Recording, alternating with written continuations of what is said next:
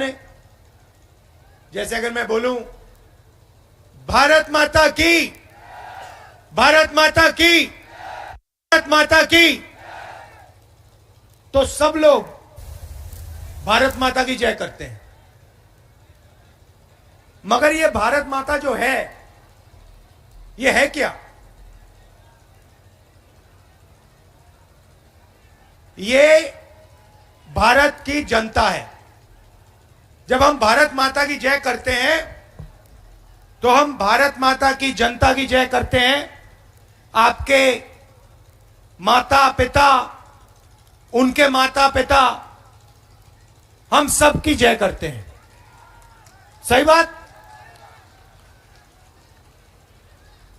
तो भारत माता में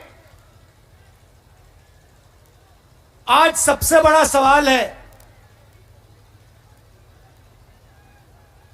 कि सोने की चिड़िया में किसकी कितनी भागीदारी है। सोने की चिड़िया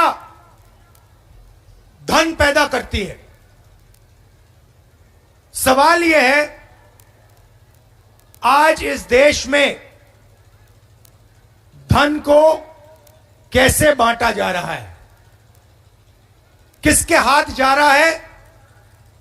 क्या सचमुच में हिंदुस्तान का धन भारत माता की जनता के हाथ में जा रहा है, या फिर भारत माता का धन चुने हुए लोगों के हाथ में जा रहा है? यह सबसे बड़ा सवाल है। अब हर भाषण में नरेंद्र मोदी कहते थे,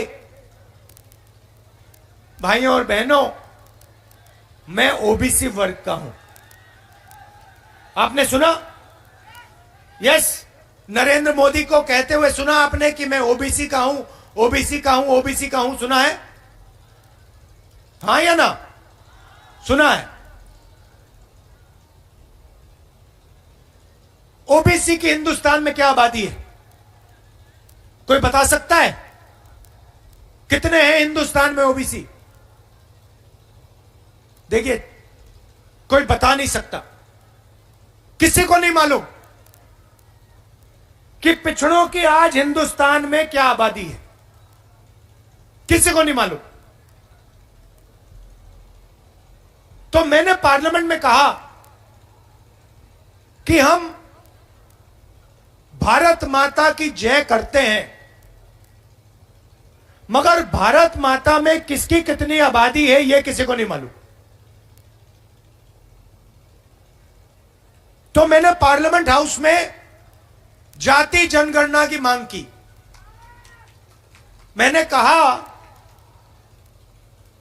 कि अगर हमें सचमुच में को भागीदारी देनी है,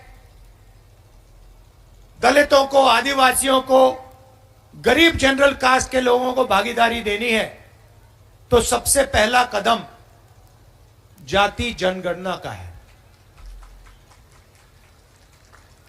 जिस दिन मैंने यह भाषण किया पार्लियामेंट में, जिस दिन मैंने यह बात बोली, उस दिन के बाद नरेंद्र मोदी जी के भाषण बदल गए। पहले कहते थे मैं ओबीसी हूं।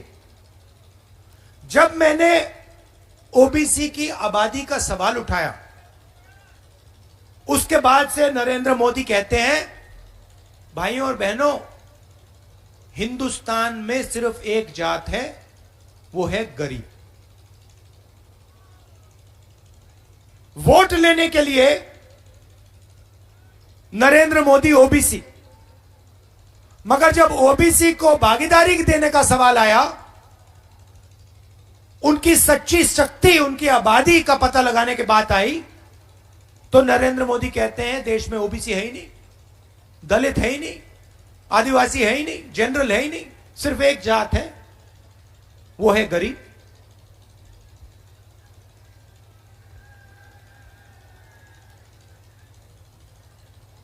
भाइयों और बहनों, जाति जनगणना से क्या होगा मैं आपको बताता हूं। हिंदुस्तान को एमपी एमएलए नहीं चलाते हैं। अगर आप सोचते हो कि हिंदुस्तान को एमपी और एमएलए चलाते हैं, गलतफहमी में हो। किसी भी बच्चे से पूछ लो, 10 साल के बच्चे से पूछ लो क्या करना चाहते हो, सारे के सारे कहते हैं हम आईएएस में जाना चाहते हैं। फिर उससे पूछो क्यों जाना चाहते हो, कहते हैं आईएएस के अफसर देश को चलाते हैं। 90 अफसर हिंदुस्तान की सरकार को चलाते हैं। Secretary to government of India, cabinet secretary, ये 90 लोग नरेंद्र मोदी के साथ मिलकर देश को चलाते हैं। बजट का पैसा कहां जाएगा? स्वास्थ्य में जाएगा, शिक्षा में जाएगा, देश की रक्षा में जाएगा। सारे के सारे निर्णय ये 90 लोग लेते हैं। राजस्थान की सरकार को कितना मिलेगा, जीएसटी कितनी लगेगी, सारे के सारे निर्णय ये 90 लोग लेते हैं। मैंने पार्लियामेंट में सवाल पूछा कि अगर आप कहते हो कि पिछड़ों की भागीदारी है, तो मुझे यह बता दो कि 90 में से पिछड़े वर्ग के कितने आईएएस अफसर हैं?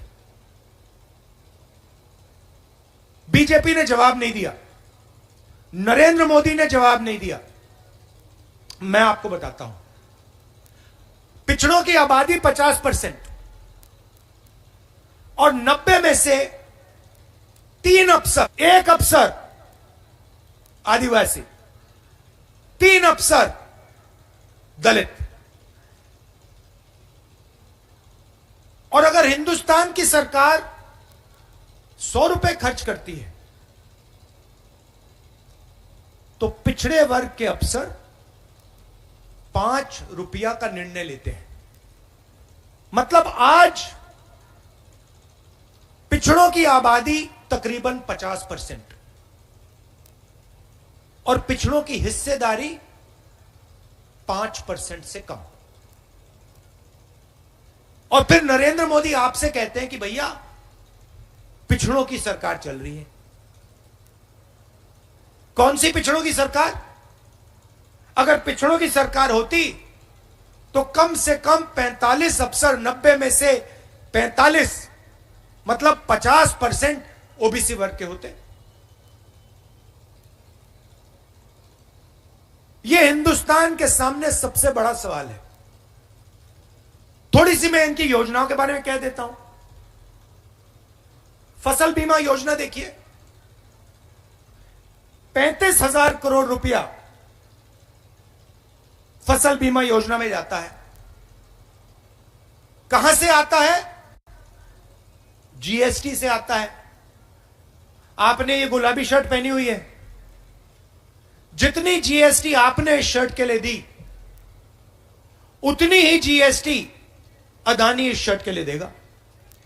अगर आप 1 लीटर पेट्रोल खरीदते हो, जितना पैसा आप जीएसटी में 1 लीटर पेट्रोल के लिए दोगे, यहां गरीब से गरीब व्यक्ति जितना आप दोगे उतना ही पैसा अदानी की जेब से निकलेगा। तो जीएसटी कहां से आती है? जीएसटी गरीब जनरल कास्ट के लोगों से आती है, ओबीसी वर्ग के लोगों से आती है, दलितों की जेब से आती है, आदिवासियों की जेब से आती है। तो आपके जेब में से पैसा निकाला 35,000 करोड़ रुपया, 20,000 करोड़ रुपया दिल्ली की सरकार ने रखा, 10,000 करोड़ रुपया स्टेट की सरकार डालती है और 5,000 करोड़ रुपया हमारा किसान डालता है। हो गए 35,000 रुपए। नरेंद्र मोदी ने 35,000 करोड़ रुपया जीएसटी का पैसा, आपका पैसा, आपकी जेब का पैसा 16 कंपनियों को पकड़ा दिया। 16 कंपनी में मैंने चेक किया, आपको एक ओबीसी वर्ग का व्यक्ति नहीं मिलेगा,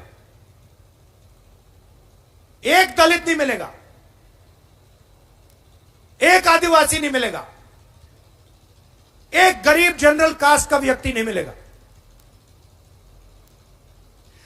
जब किसान का खेत बर्बाद होता है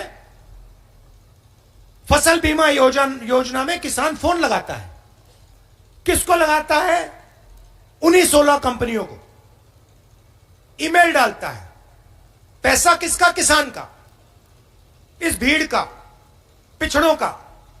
कंपनी वाले उससे कहते हैं भैया आपके खेत में तो नुकसान ही नहीं हुआ, आपको हम बीमा का पैसा नहीं देंगे। तो हुआ क्या? आपके जेब से पैसा निकला, गरीबों के जेब से पैसा निकला। नरेंद्र मोदी ने उसको 16 कंपनी वालों को दे दिया, और जब आपको उस पैसे की जरूरत पड़ी, कंपनी वाले कहते हैं भैया आपको तो नहीं देंगे। दूसरी योजना, अग्निवीर योजना। पहले क्या होता था? पहले सुबह युवा उठते थे, हर वर्ग के युवा उठते थे, दलित, आदिवासी, ओबीसी, पिछड़े लोग, गरीब, जनरल कास्ट के लोग सुबह दौड़ते थे, वर्जिश करते थे, सेना में भर्ती होते थे। हिंदुस्तान की सरकार भारत माता को गारंटी करती थी, कहती थी अगर आपने टेस्ट पास कर लिया तो हम आपकी देखभाल करेंगे, अगर आप शहीद हुए आपके परिवार की रक्षा होगी, गांव में आपकी इज्जत बनेगी, और क्योंकि आपने हिंदुस्तान की रक्षा की, जिंदगी भर हम आपकी रक्षा करेंगे। यह पहले कहा जाता था। अब नरेंद्र मोदी जी ने क्या किया? अग्निवीर योजना। सबसे पहले युवाओं से कहते हैं देखो तुम्हें हम 4 साल के लिए लेंगे, अगर तुम शहीद हो गए तो हमारी गलती नहीं, तुम जानो, तुम्हारा काम जाने। जितना पैसा पहले सेना की रक्षा करने में जाता था, जवान की रक्षा करने में जाता था, अफसरों की रक्षा करने में जाता था, उतना ही पैसा नरेंद्र मोदी जी ने अदानी को दे दिया। तो अग्निवीर क्यों हुआ? क्योंकि नरेंद्र मोदी जी ने आपका जीएसटी का पैसा आपके जेब से निकालकर सीधा अदानी जी के जेब में डाल दिया, और लाखों युवा जो 4 बजे सुबह उठते हैं, देश की रक्षा करना चाहते हैं, उनका सपना खत्म कर दिया, उनका दिल तोड़ दिया। देखिए भाइयों और बहनों, जेब कतरे सबसे पहले क्या करते हैं? सबसे पहले 3 लोग आते हैं, अकेला नहीं आता। सबसे पहले क्या होता है? एक बंदा सामने आता है, आपके ध्यान को इधर उधर करता है ना, उल्टी सीधी बात बोल देगा। पीछे से एक और बंदा आता है, वो जेब काट देता है, सही। और तीसरा बंदा देखता है कि अगर जिसका जेब कटा, अगर इसने कोई आवाज की तो उस पर आक्रमण कर दें, उसको डरा दें। ऐसे जेब काटी जाती है। ध्यान इधर उधर करने वाला नरेंद्र मोदी, जेब काटने वाला अदानी,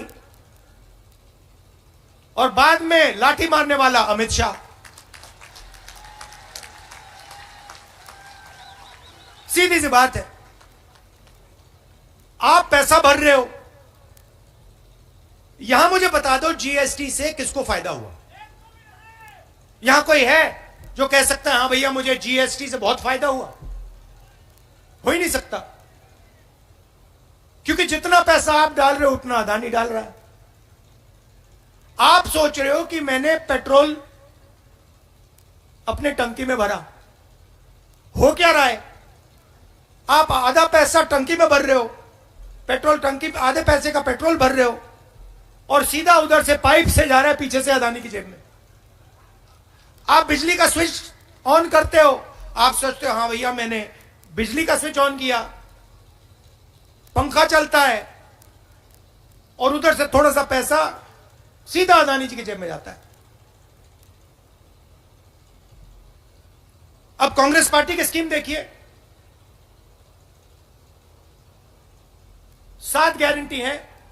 आप मुझे बता दो इनमें से अदानी की जेब में कितना पैसा जा रहा है, कहां जा रहा है? सबसे पहले इस भीड़ में जो भी बीमार होता है, चाहे कैंसर हो जाए, दिल का दौरा पड़ जाए, हड्डी टूट जाए, सब लोगों को 25 लाख रुपए तक हम फ्री इलाज कराते हैं। नहीं अभी बोल रहा हूं, 25 लाख तक राजस्थान में फ्री में इलाज होता है।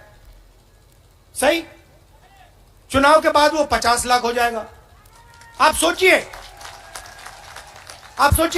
50 लाख रुपए का इलाज राजस्थान के हर व्यक्ति के लिए कांग्रेस पार्टी की सरकार करती है। इसमें से 1 रुपया अदानी जी के जेब में नहीं जाता।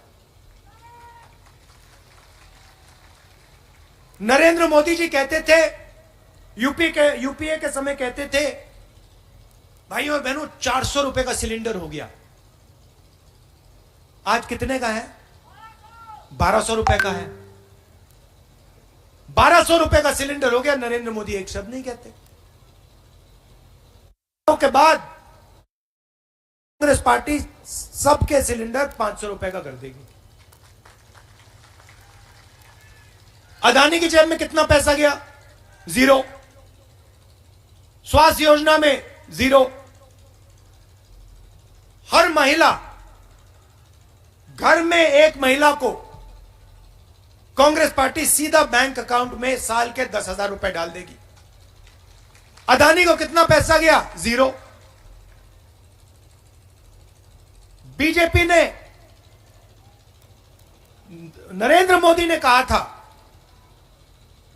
कि कनाल, यहां की जो कनाल है उसको मैं नेशनल प्रोजेक्ट बनाऊंगा। चुनाव में कहा था, बन गया नेशनल प्रोजेक्ट। पैसा किसने दिया? कांग्रेस पार्टी ने दिया। तो आप देखिए, जो भी हम करते हैं हम गरीब जनता के लिए करते हैं। चाहे में स्वास्थ्य योजना हो, मनरेगा हो, भोजन का अधिकार हो, यहां की कनाल हो, सारा का सारा काम हम गरीब जनता के लिए करते हैं। और वो पूरा का पूरा काम 2-3 बड़े उद्योगपतियों के लिए करते रहते हैं। आपको निर्णय लेना है, आप अदानी की सरकार चाहते हो, बीजेपी की सरकार चाहते हो, या आम जनता की, किसानों की, मजदूरों की, छोटे दुकानदारों की, राजस्थान के युवाओं की सरकार चाहते हो। अगर आपने बीजेपी चुनी तो मैं आपको एक बात बता देता हूं, ना आपकी कनाल बनेगी, ना आपको स्वास्थ्य का पैसा मिलेगा, ना 500 रुपए का सिलेंडर मिलेगा, ना महिलाओं के बैंक अकाउंट में 10,000 रुपए जाएगा। अंग्रेजी स्कूल जो हमने खोले हैं सारे के सारे बंद हो जाएंगे। बीजेपी के नेता हर भाषण में कहते हैं हिंदी सीखो, अंग्रेजी मत सीखो। आप उनके बच्चों से पूछो, अमित शाह से पूछो कि भैया आप बताओ, आप हमें कहते हो कि हमें अंग्रेजी नहीं सीखनी चाहिए, आपके बच्चे किस स्कूल में पढ़ते हैं? सारे के सारे आपको बताएंगे हमारे बच्चे तो इंग्लिश मीडियम में पढ़ते हैं। आपके बच्चे सिर्फ हिंदी पढ़े, उनके बच्चे अंग्रेजी पढ़े। क्यों? क्योंकि वो नहीं चाहते कि सबसे अच्छी नौकरियां आप लोग ले जाओ। मैं ये नहीं कह रहा कि हिंदी नहीं पढ़नी, जितनी हिंदी पढ़नी है पढ़ो। युवाओं से कह रहा हूं जितनी हिंदी पढ़नी है पढ़ो, मगर एक बात याद रखो, राजस्थान में, मध्य प्रदेश में, दिल्ली में काम करना है हिंदी चलेगी, वहां पे किसी से बात करनी है हिंदी चलेगी, मगर कॉल सेंटर में काम करना हो, इंटरनेट का काम करना हो, किसी बड़ी कंपनी में काम करना हो, विदेशी टूरिस्ट से बात करनी हो, हिंदी नहीं चलेगी, अंग्रेजी की जरूरत है, सीधी सी बात है। तो मेरा कहना है, किसान के बेटों को, बेटियों को, मजदूर के बच्चों को, छोटे दुकानदार के बच्चों को बड़ा से बड़ा सपना देखना चाहिए। आप पायलट बनना चाहते हो, यहां से अमेरिका हवाई जहाज में जाना चाहते हो, सपना पूरा होना चाहिए। ये चाहते हैं कि दो हिंदुस्तान बने। अपने भाषण में कहते हैं भारत माता की जय। मैंने शुरुआत में कहा भारत माता है कौन? भारत माता किसान है, भारत माता मजदूर है, भारत माता युवा है, हमारी माताएं बहनें हैं, पिछड़े वर्ग के लोग हैं, गरीब जनरल कास्ट के लोग हैं, दलित हैं, आदिवासी हैं। आप भारत माता की जय करते रहते हो और फिर अदानी के लिए काम करते हो। हम जाति जनगणना की बात करते हैं, आप देश को कहते हो कि भैया देश में तो जाति नहीं है, एक ही जात है, वो है गरीब। मैंने मन बना लिया है, और मैं नरेंद्र मोदी नहीं हूं कि मैं आपको 15 लाख रुपए वाला झूठा वायदा करूं, मुझे नहीं पड़ता। मैं, वो अदानी जी की जय करते हैं, मैं भारत माता की जय करता हूं। मेरे लिए भारत माता कौन है मैं बता देता हूं। मेरे लिए भारत माता हिंदुस्तान के गरीब लोग, हिंदुस्तान के पिछड़े वर्ग के लोग, दलित, आदिवासी, युवा, छोटे दुकानदार, मेरे लिए ये भारत माता है। और मैंने मन बना लिया है कि राजस्थान में हमारी सरकार आएगी, पहला काम राजस्थान में जाति जनगणना करने का होगा। और जैसे ही दिल्ली में हमारी सरकार आएगी, बीजेपी को अच्छा लगे ना लगे, जैसे ही हमारी सरकार आएगी, अब लिख लो, जैसे ही सरकार आएगी, देश में कांग्रेस पार्टी जाति जनगणना पूरे देश में करवा देगी। और जितनी भागीदारी पिछड़ों की होनी चाहिए, दलितों की होनी चाहिए, आदिवासियों की होनी चाहिए, गरीब जनरल कास्ट के लोगों की होनी चाहिए, जाति जनगणना के बाद हम उस पर एक्शन ले पाएंगे। उससे पहले किसी को मालूम ही नहीं। मैंने यहां आपसे सवाल पूछा, देश में पिछड़े लोग कितने, आप जवाब नहीं दे पा रहे हो। आप अपनी शक्ति नहीं समझते। पिछड़े लोग 50% हैं। मैं आपसे पूछ रहा हूं कि भैया देश में आपकी शक्ति कितनी, आप बता ही नहीं पा रहे, चुप बैठे हो आप। तो पहला कदम, आपको अपनी शक्ति के बारे में मालूम होना पड़ेगा। आपको पता होना पड़ेगा कि भैया मैं पिछड़े वर्ग का हूं, देश में 50% आबादी मेरी है, इसका मतलब कम से कम देश में 50% भागीदारी मेरी होनी चाहिए। देश के सबसे बड़े उद्योगपतियों की लिस्ट निकालो, 100-200 सबसे बड़े उद्योगपतियों की लिस्ट निकालो, उसमें से मुझे एक पिछड़े वर्ग का, एक दलित, एक आदिवासी दिखा दो, भाषण बंद कर दूंगा। एक नहीं है उसमें। सबसे बड़ी कंपनी अदानी की कंपनी ले लो, अदानी की कंपनी में आपको एक ओबीसी का बंदा नहीं मिलेगा, एक दलित नहीं मिलेगा, एक आदिवासी नहीं मिलेगा। सारे के सारे एयरपोर्ट उसके, सड़कें उसकी, कोयला उसका, खेत का स्टोरेज उसका, 50% आबादी आपकी, उसमें आपका एक आदमी नहीं, और पूरा ड्रामा चल रहा है। नरेंद्र मोदी उसके लिए काम करता है। वो मैंने कहा, शुरुआत में कहा, प्रेस के हमारे मित्रों, मगर ये हमारे मित्र नहीं है, ये अदानी के मित्र हैं। तो होता क्या है, नरेंद्र मोदी जी का काम आपका ध्यान इधर उधर करने का है। मीडिया का काम 24 घंटे आपके ध्यान को इधर उधर करने का है। कभी आपने मीडिया में किसी गरीब किसान को बोलते हुए देखा? कभी आपने किसी मजदूर को बोलते हुए देखा है कि भैया मुझे तो मतलब मैं तो मर रहा हूं? सोशल मीडिया में दिख सकता है, मगर टीवी पे आपको नहीं दिख सकता। मंडी के सामने भूखे मर जाएं, टीवी पे नहीं आएंगे। टीवी पे आपको ऐश्वर्या राय दिखेगी, अमिताभ बच्चन दिखेगा, शाहरुख खान दिखेगा, क्रिकेट मैच दिखेगा। मगर जो सचमुच में देश की पीड़ा है, देश का जो दर्द है, वो टीवी में आपको नहीं दिख सकता, क्योंकि टीवी आपका है ही नहीं। टीवी अदानी का है, तो अदानी जी मोदी जी का चेहरा लगाते हैं, और मोदी जी पूरा का पूरा धन अदानी जी को पकड़ा देते हैं, और पीछे से लाठी लिए अमित शाह घूमता रहता है कि किसी ने कुछ सवाल पूछ दिया